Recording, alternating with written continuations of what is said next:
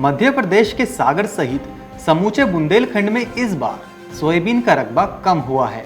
लगातार अफलन कम पैदावार के चलते किसानों ने इस बार सोयाबीन की जगह उड़द, धान, मूंगफली आदि फसलों को ज्यादा जगह में बोया है।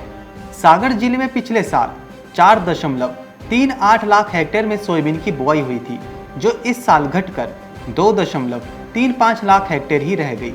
इसी प्रकार समूचे बुंदेलखंड में सोयाबीन का रकबा 6.43 लाख हेक्टेयर से घटकर 3.66 लाख हेक्टेयर ही रह गया, यानी सीधे तौर पर 43.08% की कमी आई है। समूचे मध्य प्रदेश में ही इस बार सोयाबीन का रकबा 16 लाख हेक्टेयर घटा है। इसमें करीब 17.30% रकबा वह है जो सागर में कम हुआ है। इसका सीधा असर पैदावार पर पड़ेगा, जिससे सोयाबीन की कीमतें बढ़ेंगी। ऐसे में सोया तेल के दाम भी बढ़ेंगे, जिसका सीधा असर आम लोगों पर ही पड़ेगा। Confederation of all India traders यानी कैट के जिला अध्यक्ष का कहना है कि सोयाबीन की पैदावार घटने से तेल के दाम आगामी समय में 5 से 8% तक बढ़ सकते हैं। मध्य प्रदेश के सागर में सोयाबीन का जो रकबा कम हुआ है, उसकी जगह उड़द और धान ने ले ली है।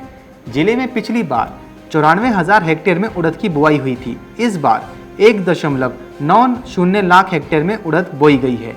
इसी प्रकार धान का रकबा भी 11,000 हेक्टेयर से बढ़कर 55,000 हेक्टेयर पहुंच गया। समूचे बुंदेलखंड को देखें तो मूंगफली का रकबा 101,000 हेक्टेयर से बढ़कर 151,000 हेक्टेयर हो गया है।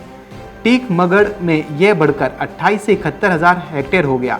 इसी प्रकार मक्का और मूंग का भी रकबा बढ़ा है। पिछले 4 से 5 सालों से कम ज़्यादा बारिश की अनिश्चितता के पैदावार पर विपरीत असर पड़ रहा है। सोयाबीन की फसल में ज़्यादा लागत के बाद भी कम उपज प्राप्त हो रही है। सोयाबीन की पैदावार प्रति हेक्टेयर 18 से 20 क्विंटल थी, जो अब घटकर 6 से 8 क्विंटल तक पहुंच गई है। कृषि विभाग के अनुसार पिछले साल मध्य प्रदेश में 66,73,869 हेक्टेयर में सोयाबीन की बुआई हुई थी। इस वर्ष अगस्त की शुरुआत तक सोयाबीन का रकबा घटकर 50,06,000 हेक्टेयर ही रह गया था। सीधे तौर पर साल भर में ही सोयाबीन का रकबा 16 हेक्टेयर कम हो गया। इसी प्रकार वर्ष 2018-19 में सोयाबीन की पैदावार करीब 67 लाख टन रही थी। वर्ष 2019-20 में यह घटकर 49 लाख टन रह गई। हालांकि वर्ष 2020-21 में यह बढ़कर 51 लाख टन रही।